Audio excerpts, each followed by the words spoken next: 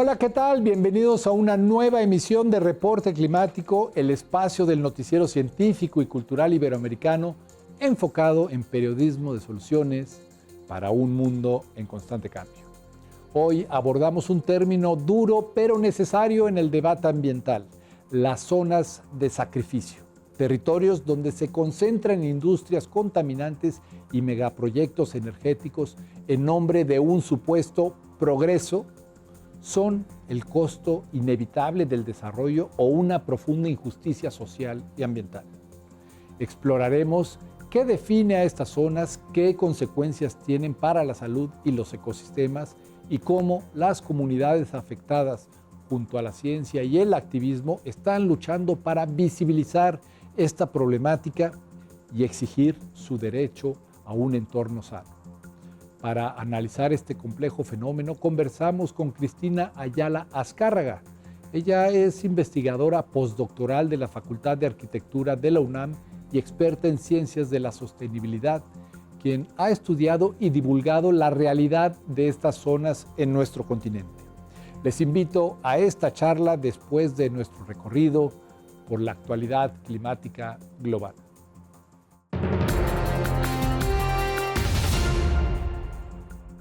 Un informe global respaldado por la ONU revela una crisis mundial silenciosa.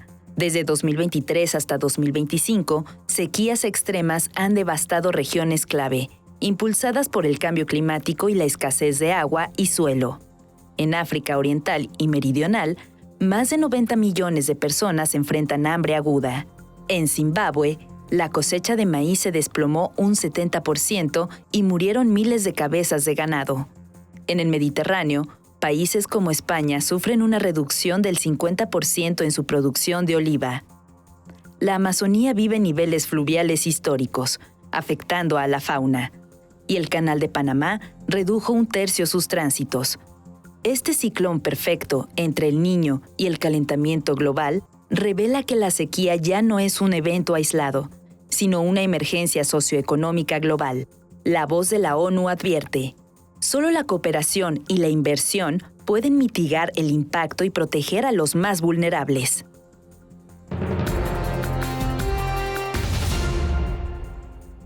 Frente a la pérdida acelerada de biodiversidad, los países insulares del Pacífico han dado un paso firme: lanzar el primer programa regional de financiamiento para la biodiversidad, con apoyo del Programa de las Naciones Unidas para el Desarrollo.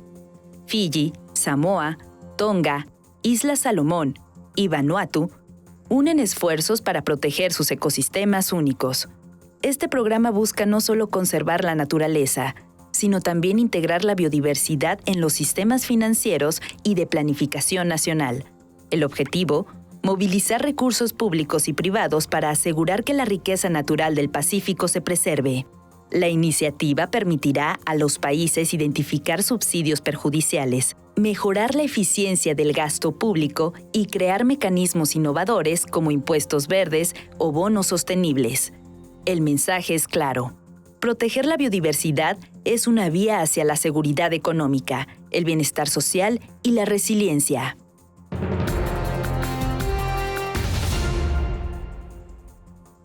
Hace más de 20 años, las majestuosas águilas reales regresaron a los cielos de Donegal, Irlanda, tras casi un siglo de ausencia. Sin embargo, hoy enfrentan una cruda realidad. Apenas existen 5 parejas territoriales. La reproducción es mínima y su futuro incierto. ¿La razón? El paisaje.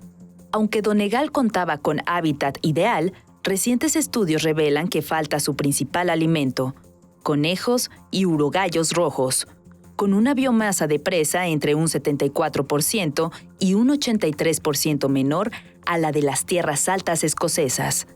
La sobrepoblación de ciervos ha degradado los brezales, mientras zorros y tejones presionan aún más a las presas. La lección es clara: reintroducir una especie no basta. El ecosistema debe restaurarse activamente. Si estas acciones continúan, las águilas aún podrían prosperar, pero el reloj biológico no espera. En la búsqueda global del desarrollo económico y la satisfacción de una demanda energética creciente, no todos los territorios ni todas las comunidades asumen los mismos costos. A menudo, las cargas ambientales más pesadas, como la contaminación industrial, la minería a gran escala o la generación de energía a partir de combustibles fósiles, se concentran en lugares específicos.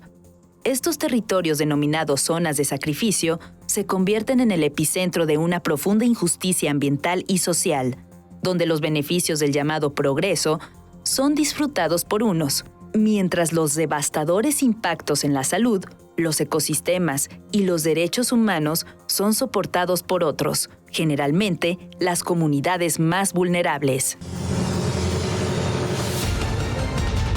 El término zona de sacrificio suena duro, pero se ha vuelto cada vez más pertinente en el debate socioambiental. ¿A qué nos referimos con este concepto y qué tipo de progreso justifica la degradación de territorios y la vulneración de comunidades?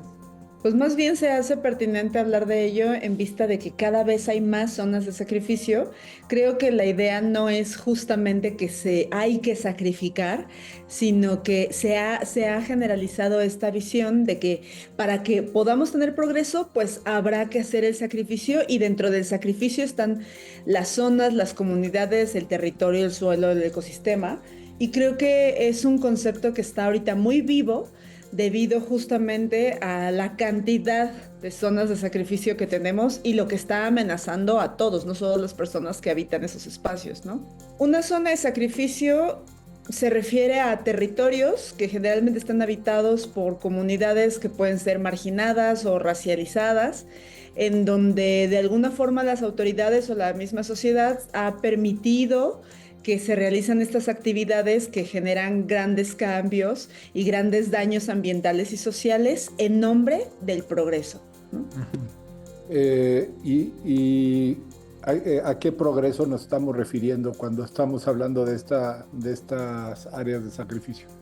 Justo ese es un muy buen punto. Creo que se habla de progreso, desarrollo económico, sobre todo estas áreas de sacrificio están muy asociadas al abastecimiento energético, pero creo que justo diste en la clave, es que ¿a qué nos estamos refiriendo con progreso cuando hablamos de que en pro del progreso tenemos que sacrificar estas zonas? No estamos hablando de para que podamos construir hospitales, para que podamos tener escuelas, para que podamos tener educación, para que podamos, disminuir la desigualdad. O sea, cuando hablamos de progreso en estos términos y que se hace necesario generar estas zonas de sacrificio, estamos hablando de una producción energética brutal, que no es repartida de forma igualitaria. Todavía existe el concepto de pobreza energética, donde muchas personas no tienen acceso a esto. Entonces, ¿para quién está haciendo este progreso, ¿no? ¿A quién está beneficiando este desarrollo económico y este abasto energético? Entonces, creo que empezando por ahí, a lo que le estamos llamando progreso, tenemos que empezar a replantear si realmente estas zonas de sacrificio están justificadas o no. Las zonas de sacrificio se caracterizan por la presencia de megaproyectos industriales con graves consecuencias: daños a la salud, pérdida de medios de vida, criminalización de la protesta y una profunda injusticia social, ya que suelen imponerse en comunidades con menor poder político para defenderse. Sí, pues las zonas de sacrificio se caracterizan por algunas cosas en general, ¿no? La mayoría están asociadas a centrales termoeléctricas, refinerías, minería a cielo abierto, basureros de residuos peligrosos o tóxicos, o mega obras de infraestructura como gasoductos, puertos, etcétera, ¿no? O sea, generalmente no nos referimos a un impacto ambiental menor. Estamos hablando de proyectos de gran escala que tienen muchas consecuencias en términos ambientales y sociales, ¿no? Y una de las características que tienen estas zonas de sacrificio también es que en esas zonas, por estas centrales termoeléctricas, refinerías, etcétera, lo que ya hablamos, pues hay una vulneración de los derechos humanos, ¿no? Hay daños a la salud, hay aumento de enfermedades respiratorias, hay muchísimo aumento de cáncer, afectaciones neurológicas, etcétera, ¿no? También en muchas ocasiones estas zonas generan la pérdida de medios de vida en términos de que se deterioran los suelos, el agua, la pesca, y pues básicamente ahora lo único que se puede hacer es trabajar en eso, ¿no? En la refinería, toda la comunidad tiene que trabajar en la refinería, en la termoeléctrica, se asocia la economía de esa zona a ese espacio y entonces también hace más difícil que se quiera erradicar, por mucho que las personas estén sufriendo los impactos. Es que ahora está tan contaminado que ya no se puede ahí tener agricultura, por ejemplo. Entonces, si se las quitas, al mismo tiempo les estás quitando sus medios de vida, ¿no? También generalmente hay una represión y una criminalización de la protesta ante todos los impactos sociales y ambientales que hay, ¿no? Y pues bueno, son zonas que se caracterizan por una injusticia ambiental y social importante. Suelen ser, como ya mencioné, comunidades marginadas o racializadas que entonces tienden a tener menor poder político y entonces, digamos, por su marginación y por la racialización que les hemos dado, las capitales o algunos países hemos decidido que, bueno, en pro de tener energía en la Ciudad de México, podemos sacrificar a esa comunidad que tiene menos herramientas para defenderse. A pesar de la devastación que generan, el término zona de sacrificio no tiene una figura legal.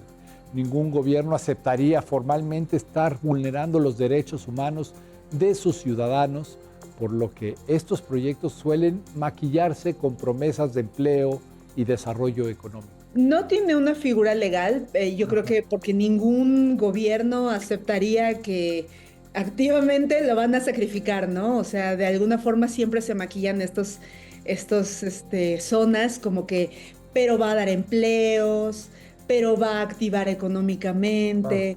Yo creo que ninguna instancia gubernamental declararía como zona de sacrificio lugares donde hay personas, porque entonces estarían aceptando que se están vulnerando los derechos humanos básicos de estas personas, ¿no? Entonces no es una figura legal, más bien no hay ningún reconocimiento, digamos, jurídico, más bien es un concepto que se ha desarrollado alrededor de esta problemática, de esta crisis socioambiental, de cómo hemos visto que está funcionando en el mundo. Y actualmente se está tratando como de concientizar por medio de este concepto en términos de éticos y políticos más que jurídicos, ¿no? En términos de darnos cuenta de dónde vienen los recursos, la energía, las cosas y qué estamos sacrificando para que nosotros podamos tener esto a lo que, como ya hemos hablado, malamente llamamos progreso.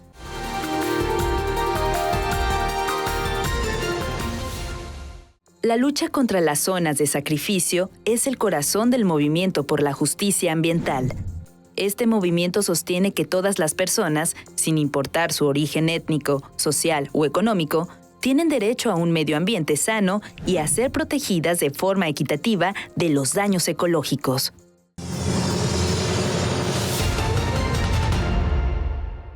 Aunque no sea un término jurídico, la realidad de estas zonas es tangible y está siendo mapeada por la sociedad civil. Existen ejemplos concretos en México donde los impactos en la salud y el medio ambiente son alarmantes, como los casos de Tula en Hidalgo o las zonas petroquímicas de Veracruz. No tengo un estimado, sí, en México está bastante mapeado esto. Sí, hay una página de internet que se llama, de hecho, Zonas de Sacrificio. Ahorita, si quieres, te busco la liga, donde justamente vienen un mapa de las zonas de sacrificio en México, ¿no? Que si justo por minería, por termoeléctricas, incluso hay pequeñas reseñas de qué está pasando en esa zona de sacrificio específica, ¿no? Por ejemplo, que si en Petacalco, Guerrero, y ahí está y dice qué es lo que está pasando, qué está pidiendo la gente, ¿no? Y que si en Veracruz, que si en Dos Bocas, o sea, está mapeado eso, ¿no? Surge una pregunta crucial. ¿Es posible revertir el daño en una zona de sacrificio? Aunque los ejemplos de restauración de megaproyectos son escasos, casos como la comunidad El Bosque en Tabasco, los primeros desplazados climáticos de México o la extrema contaminación del Valle del Mezquital muestran la dificultad y la gravedad del problema. La verdad es que cada vez hay más casos en donde la presión de la sociedad civil influye. En cuanto a zonas de sacrificio, no estoy segura. La verdad es que en general es más fácil, digamos, proponer que se revierta la decisión de construir un viaducto elevado o cosas que también pueden ser proyectos muy importantes para la ciudad o que han sido anunciados como un muy platillo. Pero hablando de termoeléctricas, de estas mega obras, la verdad es que no se me ocurre en este momento ninguno. Ya encontré la página se llama zonasdesacrificio.mx. Ok. Ahí justo está el mapa y tienen algunos mapeados, ¿no? Apenas está como en construcción, todavía se planea que haya más, pero ahorita también me acordé de esta comunidad, ¿no? De la comunidad del Bosque en Tabasco, que esta comunidad se hizo muy famosa, digamos, el año pasado porque es una comunidad que se hundió. Toda la comunidad tuvo que ser trasladada a otro lugar y actualmente uno puede visitar esa zona y está bajo el agua, ¿no? Las casas. Entonces es la primera comunidad en México que se considera desplazados climáticos por el cambio, pues, por el cambio climático claramente, y por toda la vulnerabilidad a la que se enfrentaba esta comunidad, que también está muy asociada hacia petroleros y todo este tipo de negocios, ¿no?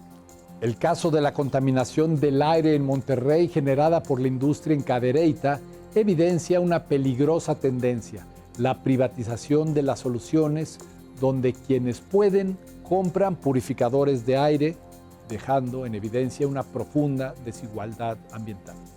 Claro, que es Cadereyta y que de todas maneras ellos se ven súper afectados, ¿no? O sea, la calidad de aire no solo es malísima en Cadereyta, también es malísima en Monterrey y lo viven todos los días y hay una presión muy fuerte de la sociedad civil porque ellos ni siquiera tienen, hoy no circula como para cuando el aire está muy contaminado y entonces lo que han tenido que hacer es que como los niños están enfermos todo el tiempo, están empezando las personas que pueden a comprar purificadores de aire cada quien en sus casas, en las escuelas, en las oficinas, salón por salón y pues claramente no se puede vivir así, ¿no? Entonces están empezando a presionar para ver qué sucede con esto, porque la vida no puede estar atada a la posibilidad de que compres un purificador de aire personal que cargues contigo en cada espacio, ¿no?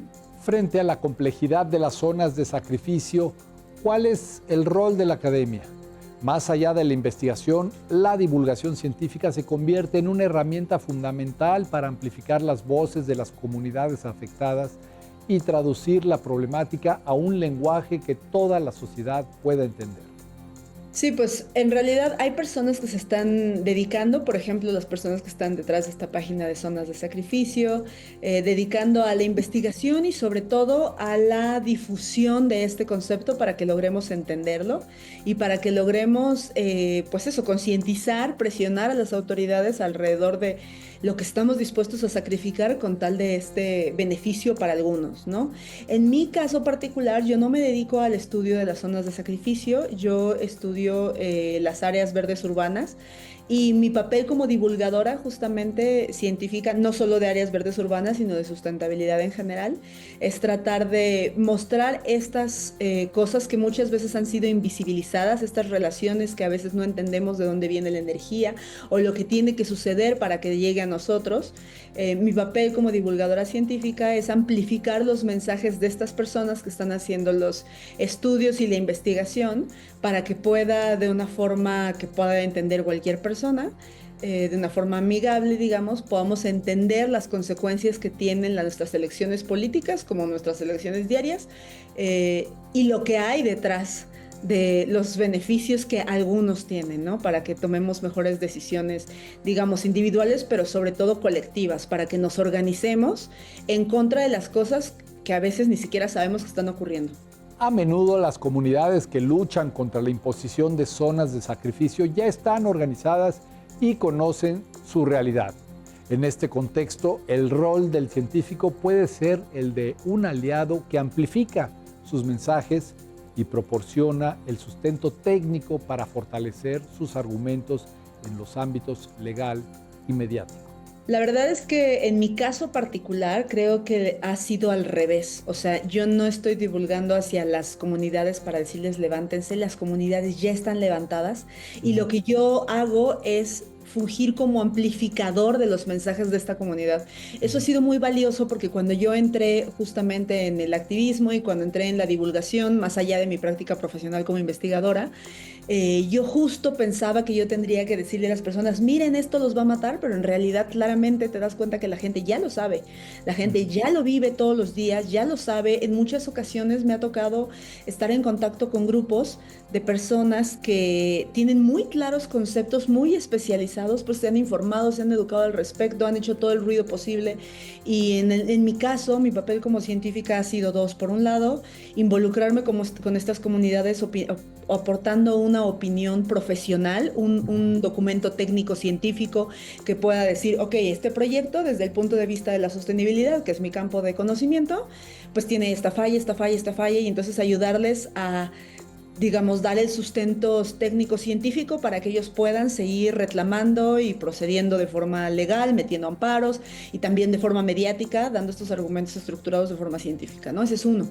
Y por otro lado, pues está el de ser amplificadora, que en muchos casos, como te decía, ellos ya traen los argumentos, ya consultaron a científicos, ya tienen las bases y lo que necesitan es que salga a la luz. Y mi papel, como el de muchas otras personas, es justo tratar de amplificar este mensaje. En mi caso, yo trato de, les pregunto acerca del proyecto, me dicen sus argumentos, lo investigo yo por mi parte y entonces trato de sacar estos videos denunciando lo que está sucediendo, que en muchas ocasiones no sale en medios tradicionales, ¿no? Entonces, tratar de, desde esos dos campos, yo poder aportar. Por un lado, desde mi expertise como científica y por otro lado, como divulgadora científica. La indignación ante la injusticia puede llevar a los científicos a trascender su rol tradicional y adoptar una postura más activista. La presión mediática, el uso de redes sociales y la presentación de argumentos sólidos se han demostrado como una estrategia efectiva para generar un costo político que las empresas y gobiernos a veces no están dispuestos a pagar. Yo creo que sí, totalmente. Durante mi ejercicio profesional me encontré con estas luchas, digamos, que no son por las que te pagan. A nosotros nos pagan por hacer investigación, por publicar papers, pero las cosas que me indignaron empezaron a sobrepasar mi ejercicio profesional y tuve que sacar esta rama, digamos, activista, ¿no? Y me di cuenta de que estas personas ya están en muchas ocasiones organizadas socialmente, ya tienen juntas de firmas, ya tienen mapeados actores, y justo si yo puedo sumarme a alguna de estas luchas por medio de mi conocimiento científico, pues qué mejor, ¿no? Lo voy a hacer. Y yo creo que sí, o sea, algo que ha funcionado muy bien en diversos proyectos que se han detenido es hacer ruido, usar redes sociales, medios locales, foros públicos, como hacer este ruido al gobierno y a las empresas sí les importa mucho, no quieren quedar mal.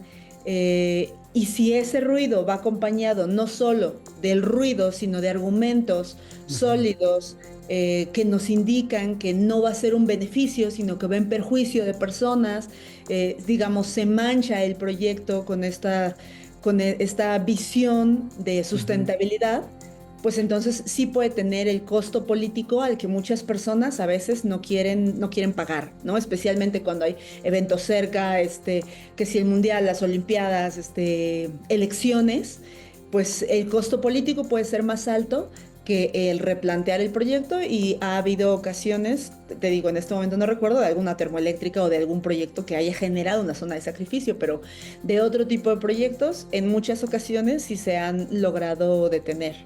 La conversación con Cristina Ayala pone sobre la mesa una realidad incómoda pero necesaria, las zonas de sacrificio.